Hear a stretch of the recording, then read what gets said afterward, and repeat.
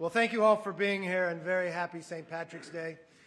To the members and the senators being here, thank you so very, very much. And a special thank you to our former Speaker, Nancy Pelosi, for being here as well. Thank you.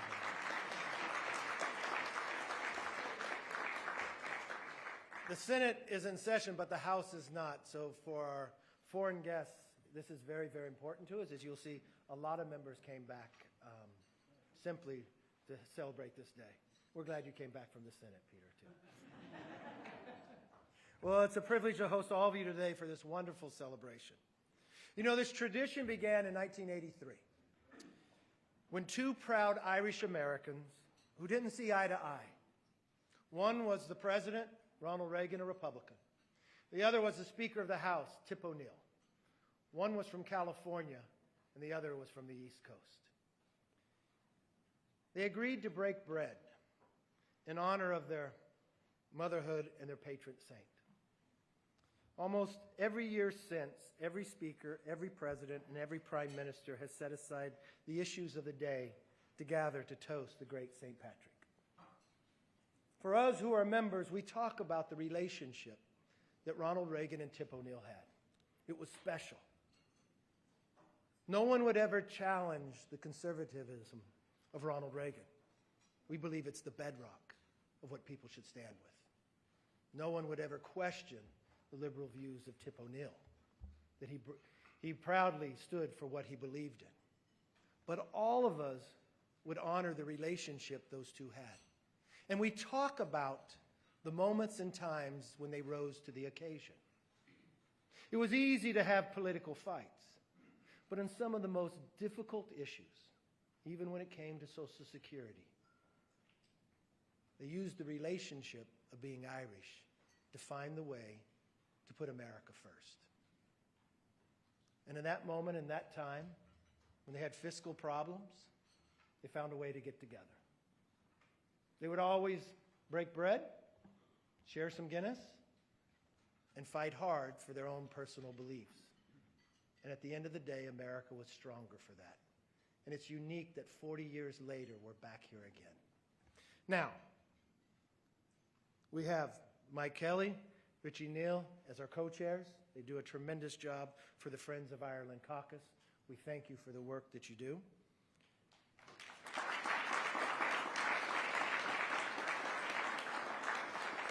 We are honored to have the Taoiseach back with us again. This is not foreign land to you. You actually served here as a staffer, became a doctor, and you lead your country. We're honored and proud to have you back. And to the Taoiseach who had served here, you know the political battles at times we would have. And this is a unique time for you to be here. Because for America, we know the stakes are high. That a clash is brewing, people say, between the President and I. Of what should we do? Of what would be the ramifications for the entire nation in the coming months? And I think you might be able to settle this for us. Which one of us is more Irish?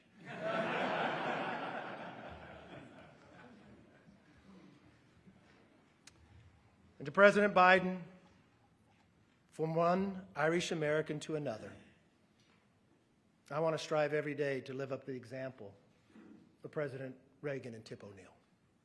Our positions may be reversed, but our goals can be the same, that we put this country first.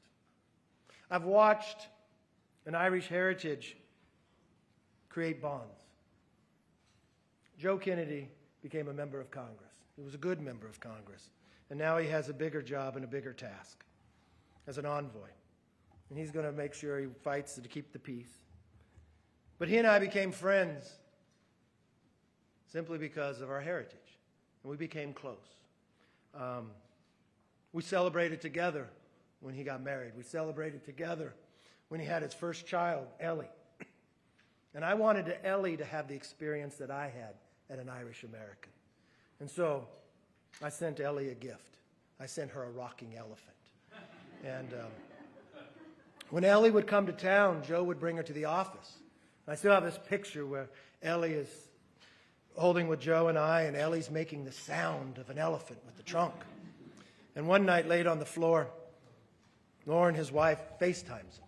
We're not supposed to answer the phone, but he's a good father. He does. And I'm sitting next to him. And they're sitting in Ellie's room, and Ellie is rocking on this elephant. And I proudly look at Joe. And I said, she's going to have the same experience that I did. She's born into an Irish Democrat family, and she's going to become a Republican. Thanks for being here, Joe.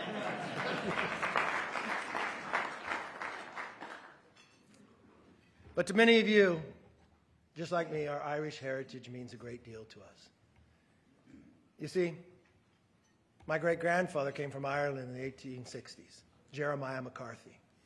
He did for so many other immigrants come to America to dream of a better land, of a better opportunity. There was a new state in this union, California, so he came across.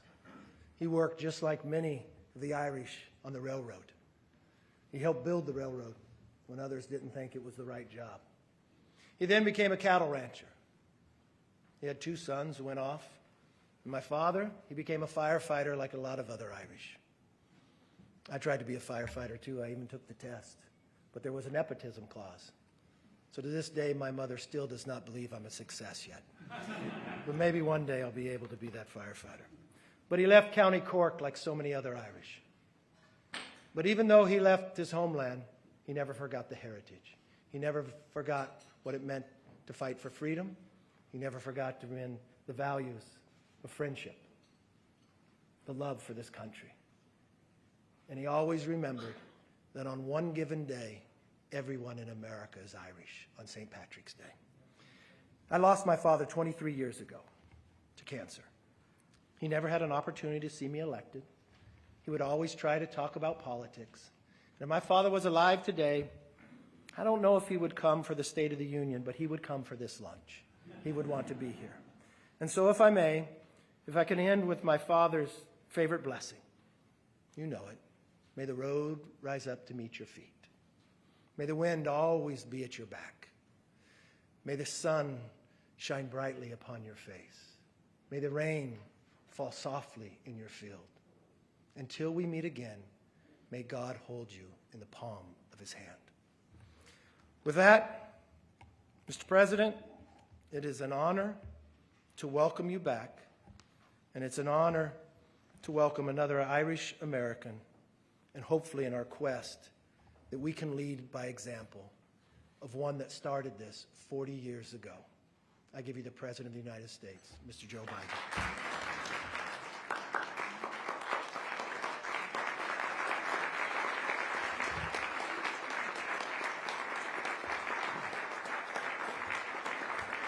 Thank you, thank you, thank you. Thank you. Thank you, thank you, thank you.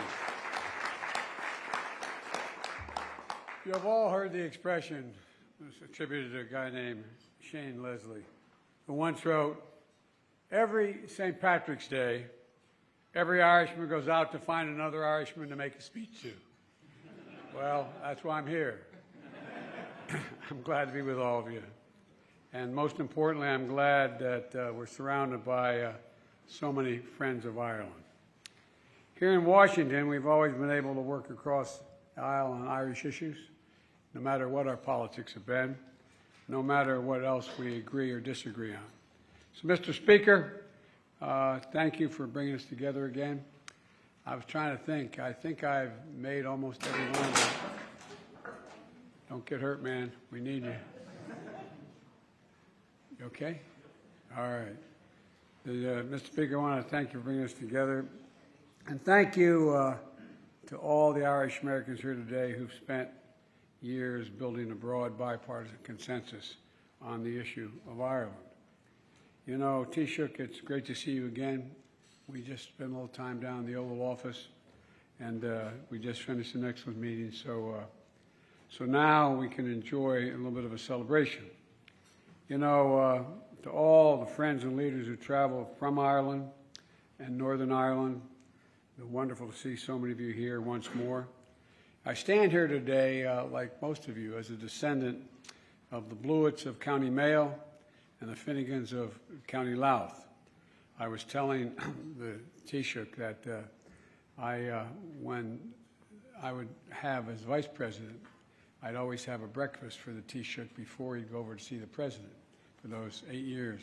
The 7th year, I think it was, Nance, that went in the Taoiseach, I brought him into the Oval, he sat down, and before Barack could say anything, he said, for God's sake, Barack, let the boy come home. Let him come home. I'm sure to God, true story. And he said, you keep sending him to places like Afghanistan, Iraq, and all of let him come home. And you have to help me with the Gaelic expression, 100,000 welcomes. What's the? Céimhíle Fáilte. And he said, he'll get 100,000 welcomes. And it was one of but they didn't plan on my bringing my whole family. But literally we saw thousands of people. And I was saying that being raised by a grandpop who went to Santa Clara back in the days when Irish in Northeast Pennsylvania didn't very much get a chance to go to college. And he was an All-American football player at Santa Clara. And he came back as a newspaper guy on the business side. And my grandfather used to say that,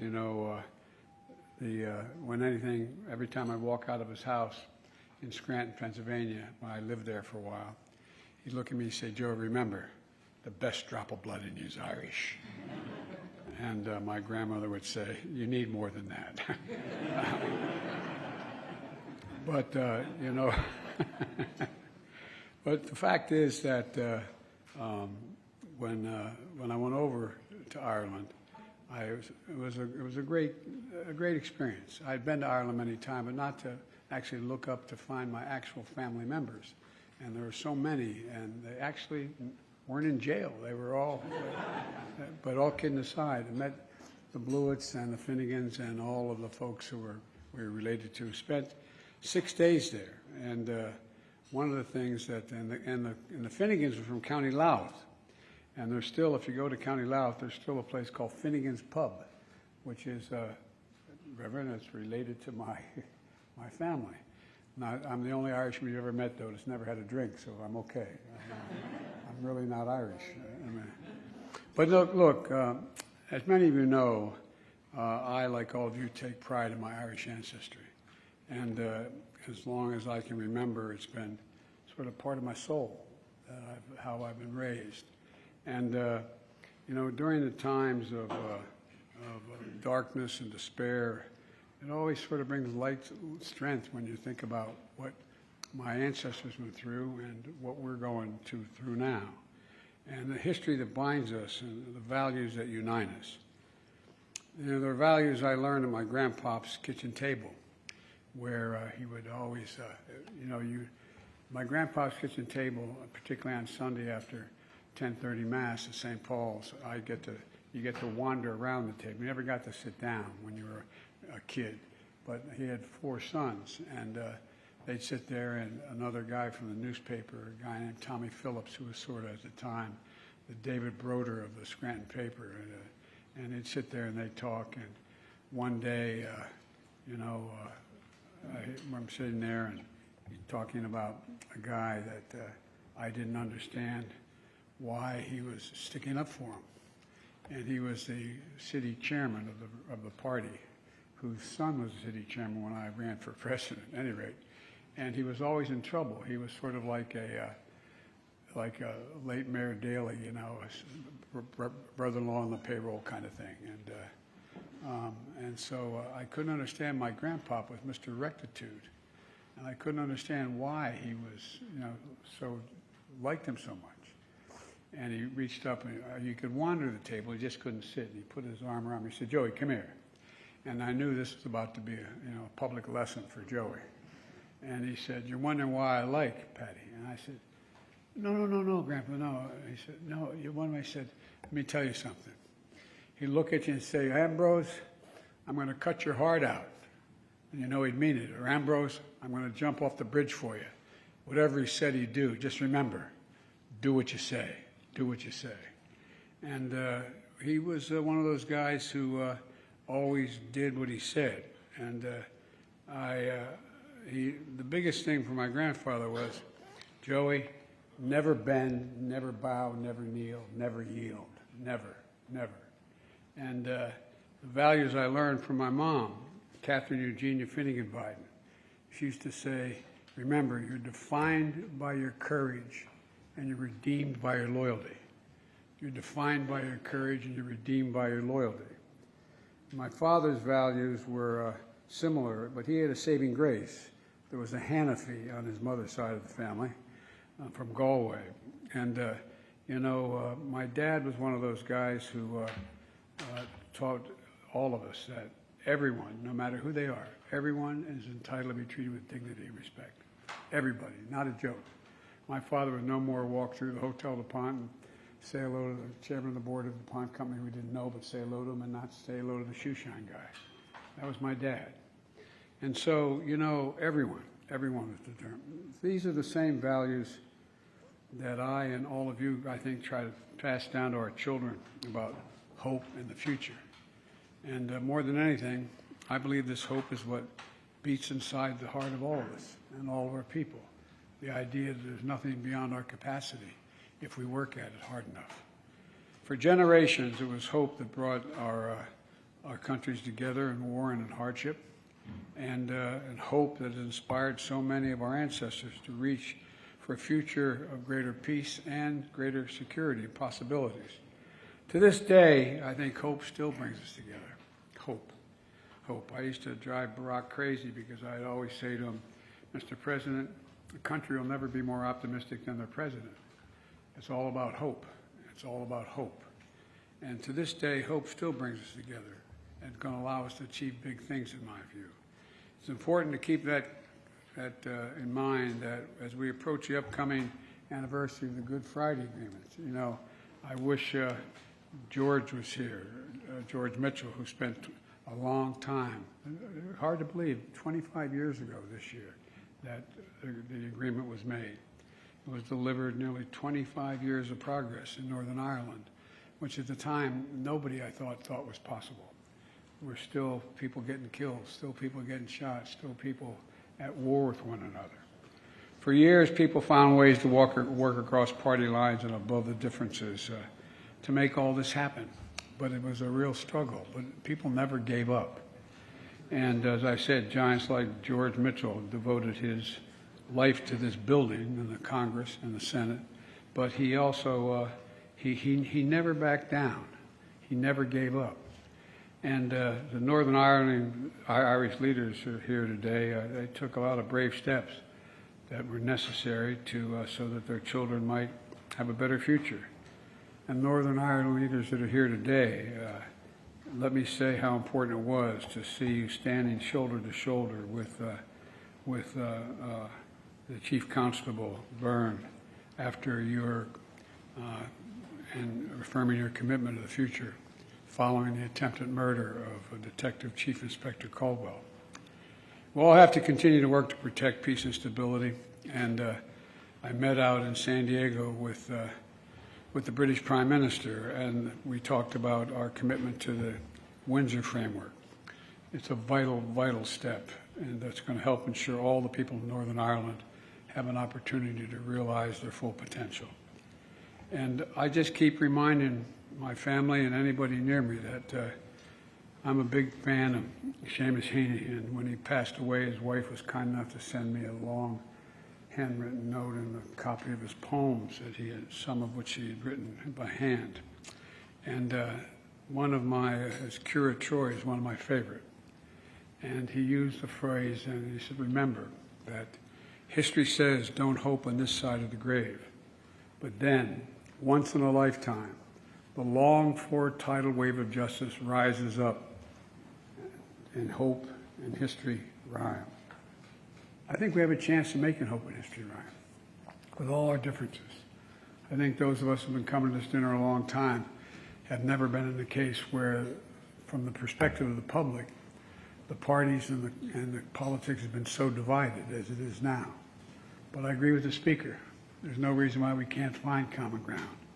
There's no reason why we can't hope to change this direction of the extremes in both our parties are pushing. I think it's important. I think it's really important. And that is, that's the power of friendship. I think it's the power of, that's the strength of our partnership if we work at it. And simply put, I think it's the Irish of it. I I think it's the Irish Oak. So I hope we can turn this breakfast into a more of an everyday relationship, the way we treat everyone in this Congress. There's so many possibilities we have. We can disagree on details, but there's nothing, as I always say, just remember, we're the United States of America. Nothing is beyond our capacity. Whatever we've set our mind to in the past, we've done, no matter what. Let's remember that. That's who the hell we are. That's who we have to continue to be. And that's why I'm here. I'm so proud to introduce the Taoiseach.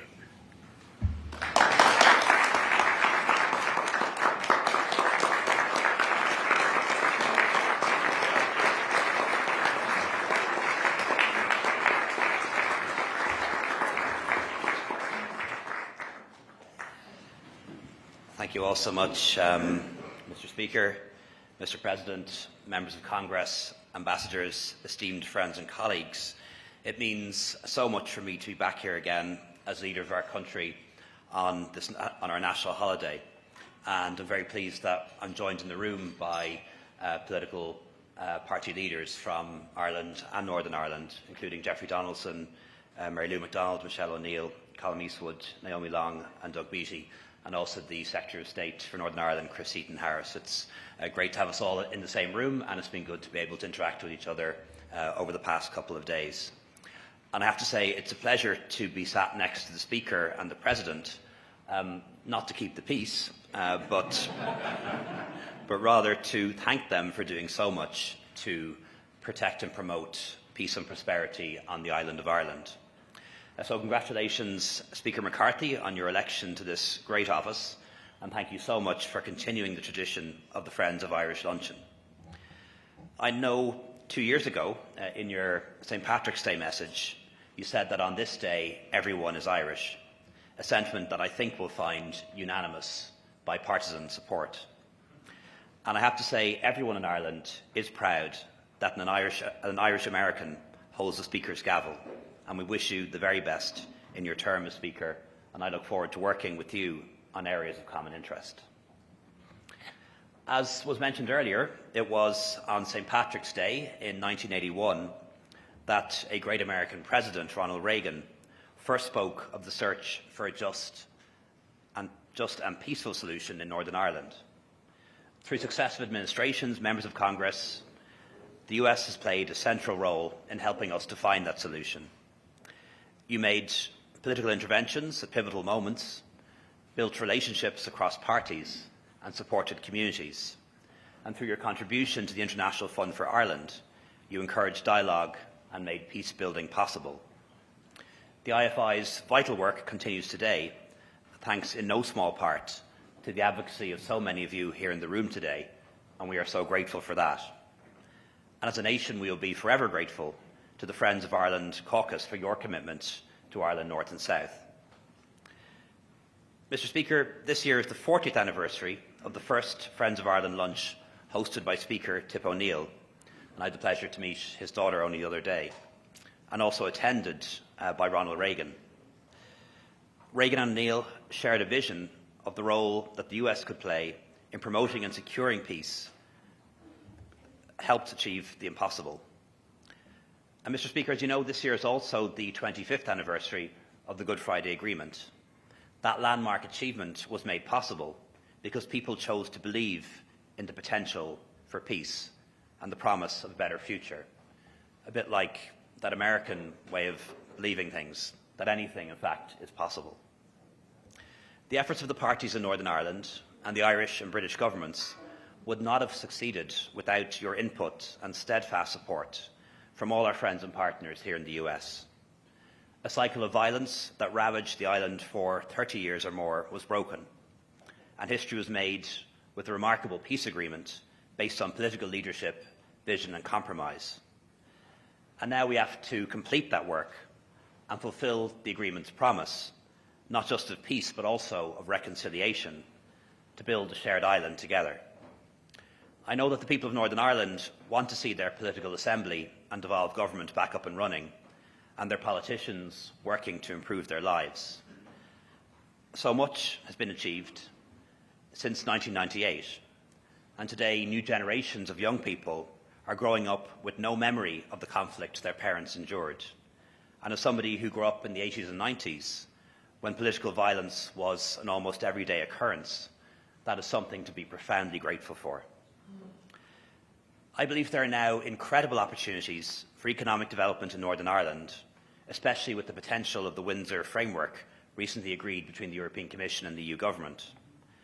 Our task now is to complete that mission and to help the people of Northern Ireland to build a more peaceful and more prosperous future together. Mr. Speaker, today we must also remember how Russia is attempting to deny the people of Ukraine any kind of future through its brutal invasion. While Ireland is a militarily neutral country, we're not politically neutral in the face of violations of international law and human rights. The past 13 months have united us all who believe in freedom and democracy and the rule of law and the UN Charter. And we stand with Ukraine because silence means surrender, and will not stay silent when liberty, freedom and fundamental human rights are being attacked. So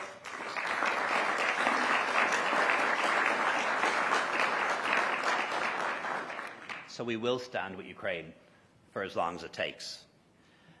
And we've seen so many times in history how this story ends if it's not challenged, how appeasement, no matter how well intentioned, ultimately fails.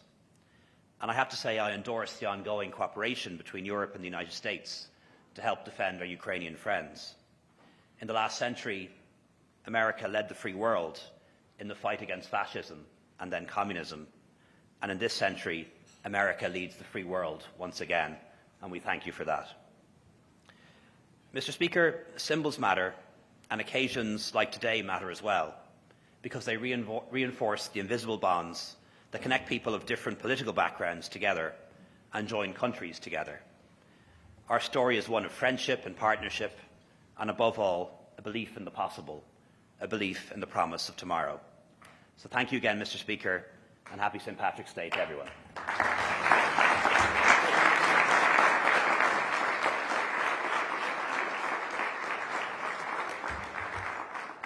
Well, thank you, Taoiseach. And continuing with tradition, we've got a little music for us.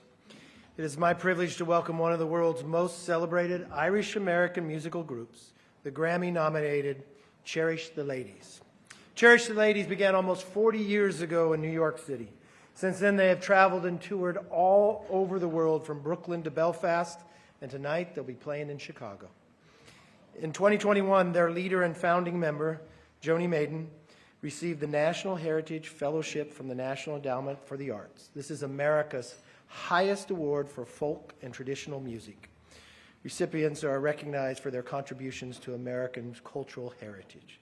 And now, for the very first time ever in the Capitol, I provide to you Cherish the Ladies.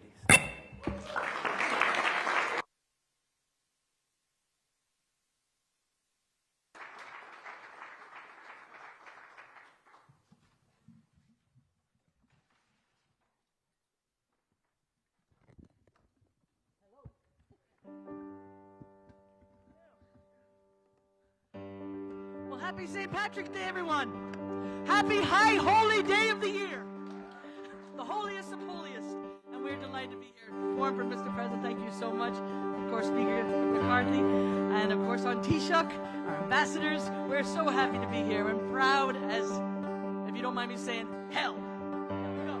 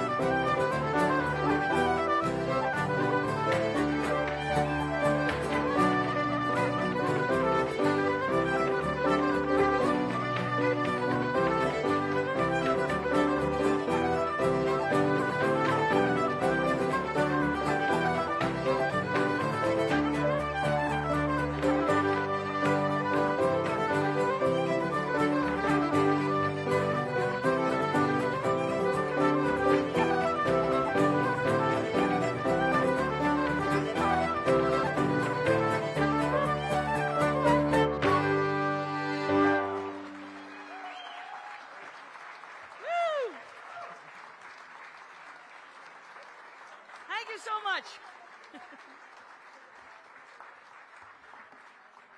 Well, whenever I'm trying to get dancers, I always try to get a matched pair. So I got a 5'8" and a 6'6", just to make it look good. Two of the finest dancers you ever see. Let's hear for Declan Crowley and also Colin Barkell from New York and Virginia.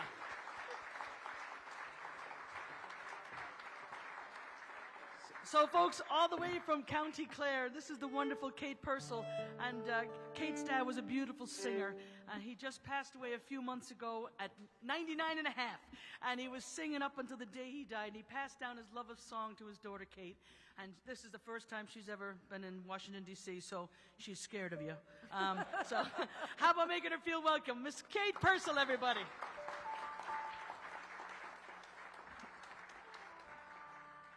Thank you very much indeed. What an honour it is indeed to sing for you all, and especially Mr. President, Mr. Speaker, and Taoiseach. What a joy it is to sing a song for you. I'm going to sing a song that was written by a great Irish songwriter called Brendan Graham. And Brendan has written some amazing songs. Probably the best known in this country would be You Raise Me Up. You know the You Raise Me Up? The beautiful. Yeah. Anyway. I don't think you'll be winning any National Heritage Awards, Joni, for the singing. Anyway, I'm sorry, Joni. But he wrote this song after visiting Ellis Island and realising that the first person to go through Ellis Island was a young Irish girl. Her name was Annie Moore. She was only 15 years of age, and she travelled in 1892 with her two younger brothers at the time. So I suppose it's all our story at this stage, and I think he really captures this beautifully in this gorgeous song about how she must have been feeling, and all of our people must have been feeling at that time, stepping into a strange land full of hope and full of fear, and a little bit of loneliness thrown in, I'm sure, a lot of loneliness for home. And so he called it Isle of Hope. So I hope you enjoy it.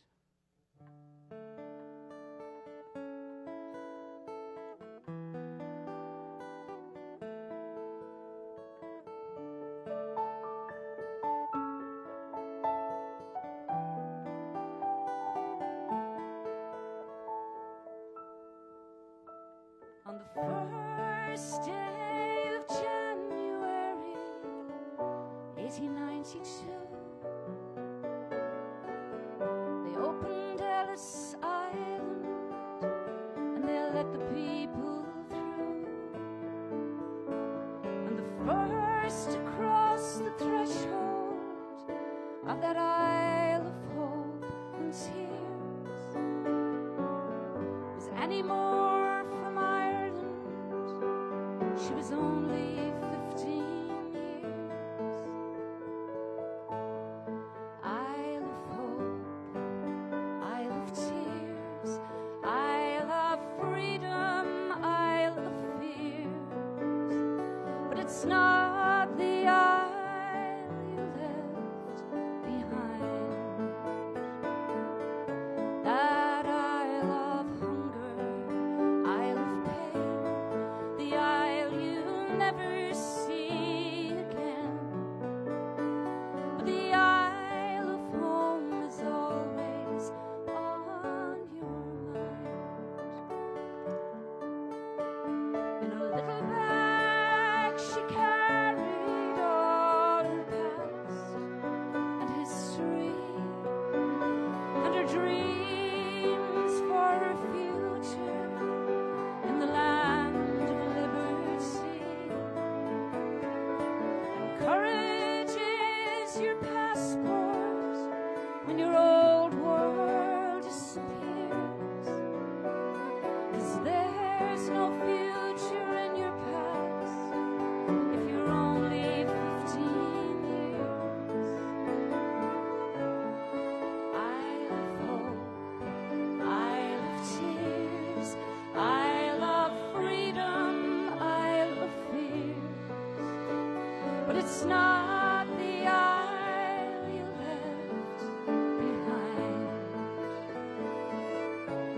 That Isle of hunger, Isle of pain, the isle you'll never see again. The Isle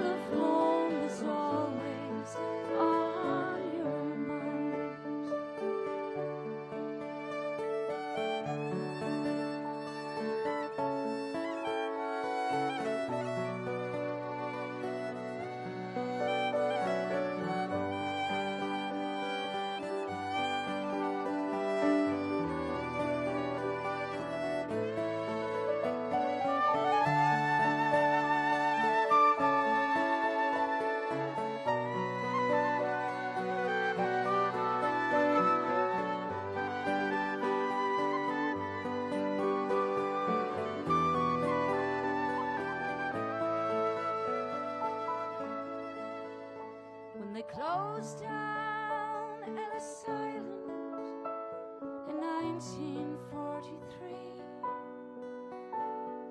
17 million people had come there for sanctuary, and in the springtime when I came here, I stood upon its piers, and I thought of how it must have seemed if you were only 15 years.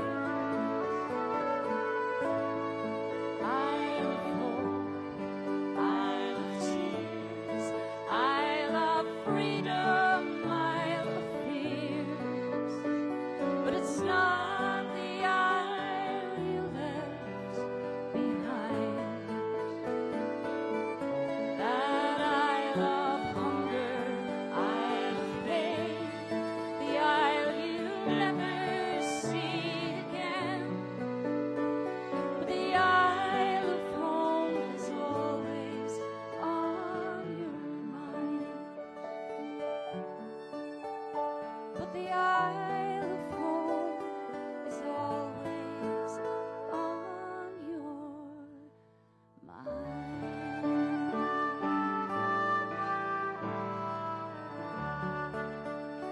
Thank you very much.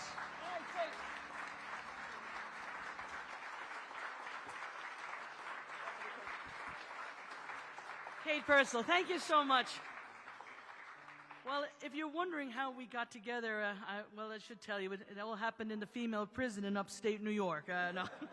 No, folks, we got together because of a wonderful man by the name of Dr. Mick Maloney. He was a Limerick man who emigrated from Ireland, and he was actually an ethnomusicologist, professor of ethnomusicology at Villanova University.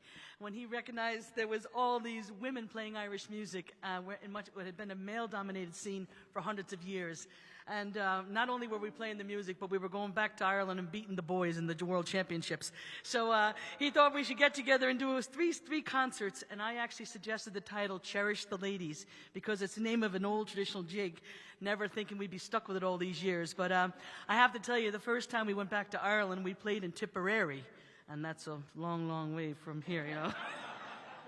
Anyway, but the Lord Mayor was there, and he introduced us, and he said, "Ladies and gentlemen, would you please welcome Worship the Women." Anyway, and so long story short, it's now turned into 38 years, and we started from a grant from the National Endowment for the Arts. We would not be here for that without them, so thanks them so much to them.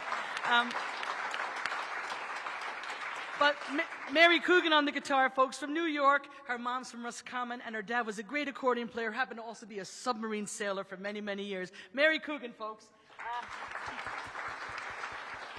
Nulla Casey from County Cork, one of the finest fiddle players Ireland's ever produced, from Riverdance to Enya to Van Morrison. She's played with them all. Nulla Casey, there we go.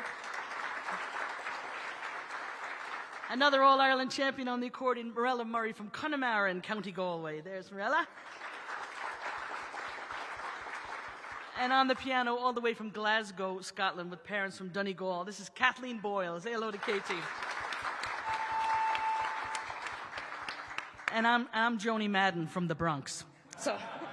So, folks, we're going to play one last tune, a number for you, and we just want to say thank you so much for having us, and we're so honored to be here. Thank you for the invitation, Mr. Speaker. And but we got a couple of requests for this one, so we said we'd do it. It's one of the most famous songs that Ireland's ever produced, theme from the Titanic. No, not that one. We're going to do Danny Boy this time. But you know, one thing about the Speaker and Mr. Biden, President Biden, both of all your great grandparents came during the famine.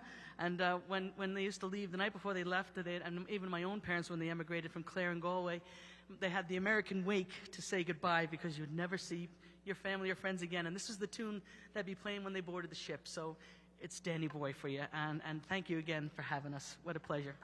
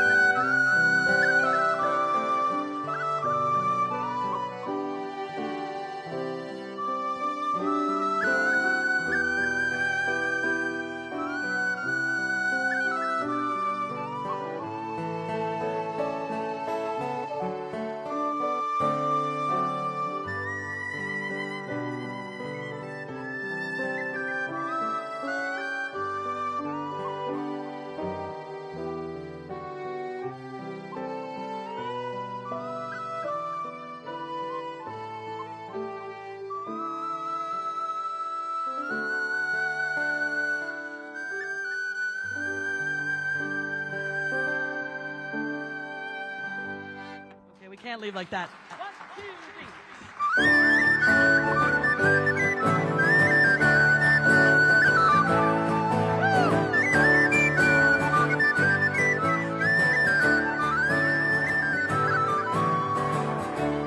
There we go.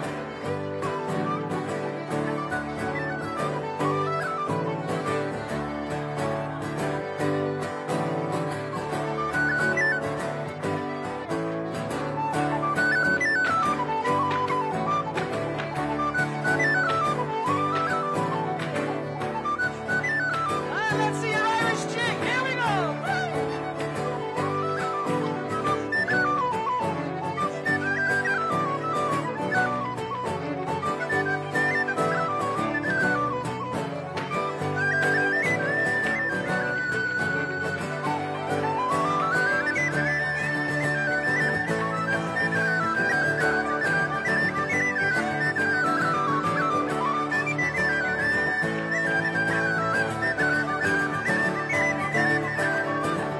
Oh! Thank you very much. Enjoy your day. Thank you. Thank you.